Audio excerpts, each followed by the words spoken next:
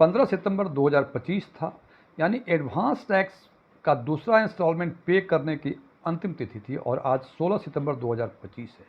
हालांकि केवल advance tax कह देने से ये समझ में नहीं आता है कि किस चीज़ की डेडलाइन थी, क्या हमने पे नहीं किया।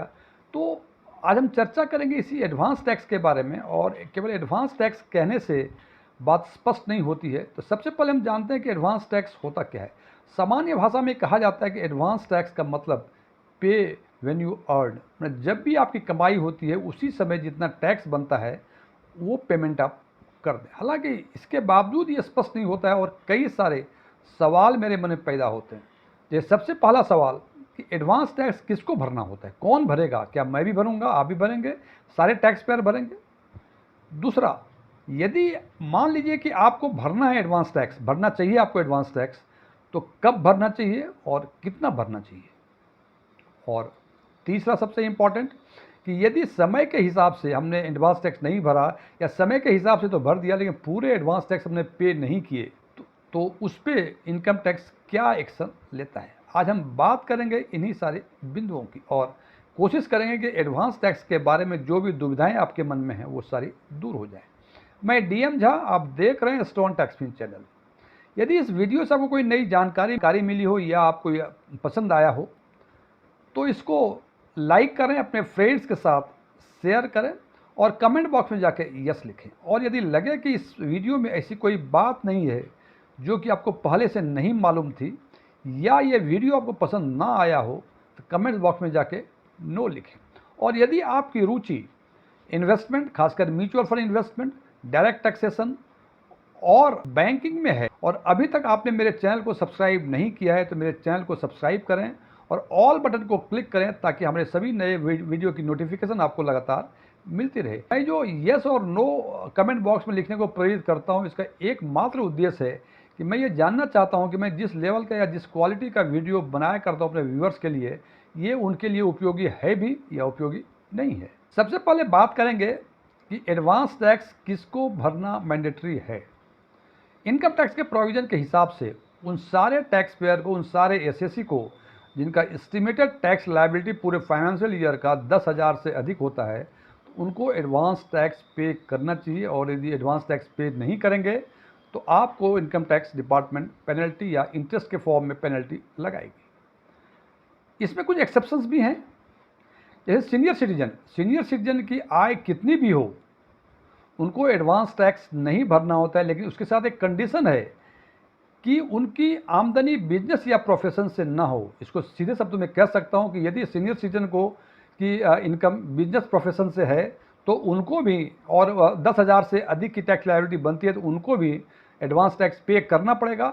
लेकिन यदि बिजनेस प्रोफेशन से कोई इनकम नहीं है तो उनको एडवांस टैक्स पे करने की कोई ज़रूरत नहीं है। अब अगला सवाल, यदि मुझे भरना है, मान लीजिए हमारी टैक्स लायबिलिटी 10,000 रुपये से अधिक बनती है तो मुझे भरना है एडवांस टैक्स, तो कब भरना चाहिए और जब भी भरना चाहिए कितना भरना चाहिए? तो इनकम टैक्स के प्रोविजंस के हिसाब से पूरी जो आपकी एस्टिमेटेड टैक्स लायबिलिटी है उसको 4 इंस्टॉलमेंट में आपको पूरे भरने चाहिए। सबसे पहला इंस्टॉलमेंट 15 जून तक भर देनी चाहिए और उस दिन तक आपको टोटल टैक्स लायबिलिटी की 15% भर देना चाहिए। दूसरा इंस्टॉलमेंट 15 सितंबर को, उस दिन कहते हैं कि टोटल एस्टिमेटेड टैक्स लायबिलिटी का 45% टैक्स आपको भर देना चाहिए। तीसरा इंस्टॉलमेंट 15 दिसंबर को, 15 दिसंबर तक टोटल एस्टिमेटेड टैक्स लायबिलिटी का 75% आपको भर देना चाहिए। और चौथा इंस्टॉलमेंट 15 मार्च है जहां कि आपको टोटल एस्टिमेटेड टैक्स लायबिलिटी का 100% भर देना चाहिए। और यदि इस शेड्यूल के हिसाब से आप पे करने में विलंब करते हैं या नहीं भरते हैं तो आपको पेनल्टी पे करनी पड़ेगी। और ये पेनल्टी का प्रोविजन सेक्शन 234C और 234B में डिफाइन किया गया है। इसमें कहा गया है दोनों ही सेक्शन में कि जितना विलंब होगा, जितना अमाउंट का विलंब होगा उस पर 1% प्रति माह की ब्याज से आपको इंटरेस्ट पे करना पड़ेगा।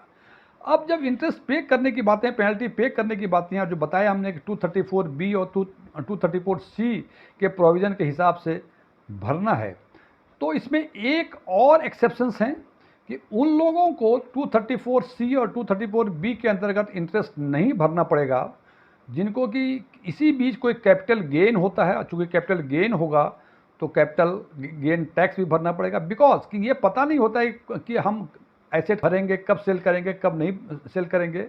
तो यदि आपने, हो सकता है कि आपने दिसंबर महीने में कोई एसेट डिस्पोज किया हो और आपका 5 लाख रुपए का कैपिटल गेन हुआ हो, तो उसके हिसाब से आपको कैपिटल गेन टैक्स भी भरना पड़ेगा। लेकिन आप इनकम टैक्स ये नहीं कह सकता है कि आपने जून में क्यों नहीं भरा था और सितंबर में क्यों नहीं भरा था। दूसरी व्यवस्था है कि यदि आपको अचानक लॉटरी मिलती है, कोई क्रॉस वर्ड पजल खेलते हैं, कुछ करते हैं, या कौन बनेगा करोड़पति में आपको अवार्ड मिल जाता है, तो उसमें भी आपको एडवांस टैक्स पे करने की ज़रूरत नहीं है। तीसरी स्थिति हो सकती है यदि आप बिजनेस प्रोफेशन में कोई इनकम पहली बार मिलती है आपको, यानी माने कि आप फ्रीलांसर हैं, आप कहीं लेक्चर देने गए, वहाँ आपको पैसे मिले, तो उस पैसे पर भी आपको टैक्स, कुछ ना कुछ टैक्स लायबिलिटी बनती होगी। तो उस समय यदि वैसा कुछ है जो फर्स्ट टाइम मिला है आपको, तो उस पर भी एडवांस टैक्स पे करने का जो शेड्यूल है ये मैंडेटरी नहीं है। और चौथा है कि डिविडेंड इनकम, जब डिविडेंड इनकम आएगा तब भरा जाएगा, उसमें एडवांस टैक्स पे करने की कोई व्यवस्थाएं नहीं है।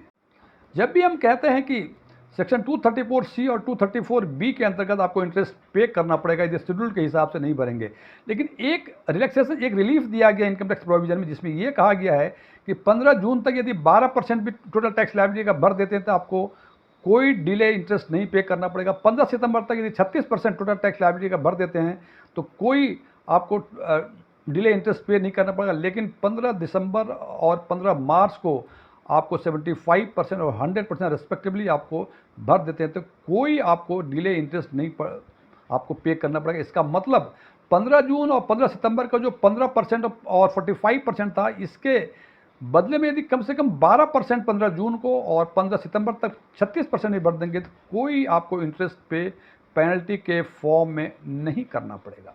234C जो अप्लीकेबल है वो है कि इस शेड्यूल्ड के हिसाब से, यानी 31 मार्च तक यदि आपने इस शेड्यूल के हिसाब से एडवांस टैक्स पे नहीं किया है तो उस पर जो पेनल्टी पे करना पड़ेगा, जो इंटरेस्ट पे करना पड़ेगा, वो अंडर सेक्शन 234C होगा। और एक बार यदि आपने 31 मार्च तक कुछ नहीं पे किया हो या 90% जो टोटल टैक्स लायबिलिटी थी उसकी 90% से कम पे किया होगा, तो जो शॉर्टफॉल है उस पर जो इंटरेस्ट पे करना पड़ेगा वो असेसमेंट ईयर के पहले दिन यानी 1 अप्रैल से लेके जब तक आप इनकम टैक्स रिटर्न फाइल नहीं कर देते हैं तब तक कैलकुलेट करके वहाँ भी 1% प्रति माह के हिसाब से आपको इंटरेस्ट पे करना होता है।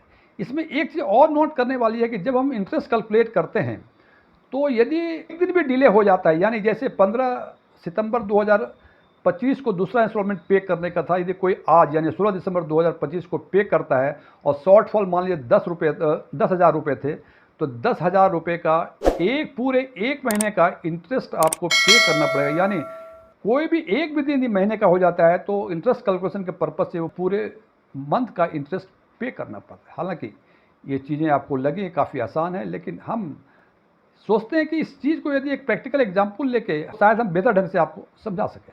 मैंने माना कि टोटल टैक्स लायबिलिटी 1 लाख रुपये है, तो इस हिसाब से जो शेड्यूल के हिसाब से 15 जून तक 15,000, 15 सितंबर तक 45,000, 15 दिसंबर तक 75,000 और 15 मार्च तक हमें पूरे 1 लाख रुपए एडवांस टैक्स के फॉर्म में जमा कर दें। और यदि ये जमा कर दें तो हमें ना ही 34C ना ही मुझे 234C के अंतर्गत ना ही मुझे 234B के अंतर्गत कोई इंटरेस्ट पे करना पड़ेगा। लेकिन यदि हमने तो इस शेड्यूल के बदले यदि हमने 15 जून को 20,000 रुपये जमा करा दिए, 15 सितंबर को 20,000 और जमा करा दिए यानी 40,000 रुपये हो गए, 15 दिसंबर को 20,000 और जमा करा दिए यानी हमें 60,000 रुपये हो गए, और 15 मार्च को पूरी टैक्स लायबिलिटी जो 1 लाख रुपये थी यदि वो पूरे जमा करा दिए तो इंटरेस्ट का कैलकुलेशन कैसे होगा। सबसे पहली बात, चूँकि टैक्स लायबिलिटी आपको 1 लाख रुपये बन रही थी और 15 मार्च या 31 मार्च तक आपने 1 लाख रुपये जमा करा देते हैं तो 234B सेक्शन का प्रोविजंस आप पे अप्लीकेबल नहीं होगा, बिकॉज आपका 31 मार्च तक कोई भी शॉर्टफॉल नहीं है। हालांकि 31 मार्च के पहले आपने शेड्यूल के हिसाब से पेमेंट नहीं किया है, इसलिए आपको 234C का प्रोविजन अप्लीकेबल होगा।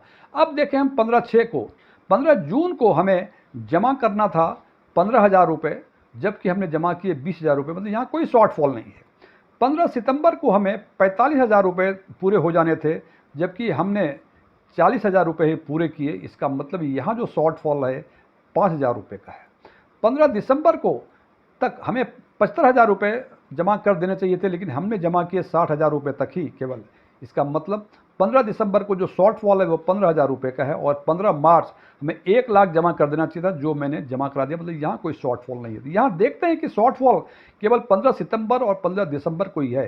15 सितंबर को ये 5,000 का शॉर्टफॉल है। चूँकि ये हमने मेकअप किया 15 दिसंबर को हमने, इसका मतलब कि पूरे 3 महीने का ब्याज 500 रुपये पे लगेगा और 1% ब्याज की दर से ये अमाउंट बनता है 150 रुपये। और 15 दिसंबर को जो 15,000 रुपये शॉर्टफॉल था, इसमें भी 3 महीने का ब्याज 1% की ब्याज से यानी 450 रुपये आपको इंटरेस्ट के रूप में पेनल्टी पे करना पड़ेगा। और टोटल पेनल्टी जो बनती है वो 600 रुपये अंडर सेक्शन 234C आपको इनकम टैक्स को पे करना पड़ेगा। इस एग्जाम्पल में हमने देखा कि 15 मार्च को हमने जितनी टैक्स लायबिलिटी 1 लाख रुपए बनती थी पूरे के पूरे 1 लाख कर दिए, इसलिए 234B का एप्लीकेशन नहीं हुआ। लेकिन यदि ऐसा इसके बदले यदि ये मान के चलें कि हमने हर क्वार्टर में 20,000 रुपये जमा किए, इसका मतलब 15 जून को 20,000 हो गया, 15 सितंबर को पूरे 40,000 हो गए, 15 दिसंबर तक 60,000 हो गए और 15 मार्च तक ये 80,000 रुपये हो गए। और इसमें यदि कैलकुलेट करते हैं तो हम देखते हैं कि 15 जून को चूँकि 15,000 ही पे करने थे, हमने 20,000 पे कर दिए, कोई शॉर्टफॉल नहीं था। 15 सितंबर को टोटल होने चाहिए थे 45,000 रुपये, जबकि हमारे जमा हुए थे 40,000 रुपये, यानी 5,000 रुपये का शॉर्टफॉल यहाँ था। 15 दिसंबर को 75,000 रुपये होने थे, हमने 60,000 ही जमा किए, मतलब 15,000 का शॉर्टफॉल 15 दिसंबर को था। और 15 मार्च को 1 लाख रुपये होने थे, जबकि 80,000 ही पूरे हुए, तो 20,000 का शॉर्टफॉल यहाँ है। तो सबसे पहले 234C के अंतर्गत यानी 31 मार्च तक जो डिले किया हमने एडवांस टैक्स पे करने में, उसकी बातें कर लें। यहाँ देखते हैं कि 15 सितंबर को 5,000 का 3 महीने का 1% महीने की दर से 150 रुपये, 15 दिसंबर को 15,000 का इंटरेस्ट 450 रुपये और 15 मार्च को टोटल शॉर्टफॉल 20,000 रुपये महीने का इसमें इंटरेस्ट लगेगा। तो ये हमने 200 रुपये 1 महीने का हमने कर दिया, चूँकि बिकॉज ये कल 31 मार्च तक का ही हो रहा था, एक ही महीने का इसीलिए लगा है। तो 1% की ब्याज की दर से 200 रुपये का, तो टोटल 234C के अंतर्गत आपको 800 रुपये इंटरेस्ट पे करने पड़ेंगे। अब देखना यह है कि टोटल जो टैक्स आपने पे किया है वो 80,000 ही पे किया है और आपको टोटल टैक्स बन रहा था 1 लाख रुपये। इसका मतलब 20,000 रुपये आपने कम पे किए हैं। और 234B सेक्शन बोलता है कि यदि 90% से कम आपने टैक्स जमा किया हो तो 234B का प्रोविजंस लागू होंगे। चूंकि यहाँ आपने 80% ही जमा किया है, यानी 90% से कम जमा किया है, तो जो 20,000 का शॉर्टफॉल है उस पर आपको 234B का प्रोविजन लागू होगा। इसका मतलब कि आपने 31 जुलाई को इनकम टैक्स की रिटर्न भरा और उस दिन आपने पे कर दिया 20,000 रुपये जो टैक्स थे, तो उस पर जो इंटरेस्ट पे होगा वो 4 महीने का अप्रैल, मई, जून और जुलाई का 1% के हिसाब से 20,000 रुपये का 800 रुपये और पे करने पड़ेंगे। यानी इस शेड्यूल से यदि आप टैक्स पे करते हैं तो 800 रुपये 234C के प्रोविजन के हिसाब से, जो शेड्यूल के हिसाब से कम पे किया, और 234B के हिसाब से 800, जहाँ के 90% से कम आपने 31 मार्च तक जमा किया था, उसके एवज में आपको 800 रुपये और देने पड़ेंगे। तो कुल जो इंटरेस्ट पेनल्टी लगेगी आपको ये 1,600 रुपये बनेगी। इसका मुझे आशा है कि आपको एडवांस टैक्स के बारे में सारे कंसेप्ट क्लियर हो जाएंगे। लेकिन इसके बावजूद यदि आपको लगे कि कुछ क्वेरीज हैं, कुछ बने विचार आ रहे हैं, तो आप हमारे कमेंट बॉक्स में जाके हमसे सवाल पूछ सकते हैं। मैं जल्द से जल्द इसका जवाब देने की कोशिश करूँगा।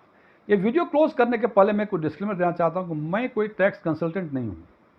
ओपन डोमेन में जो भी इंफॉर्मेशन अवेलेबल है उसके आधार पर मैं आम लोगों के लिए आम वीडियो बनाया करता हूँ। Thank you.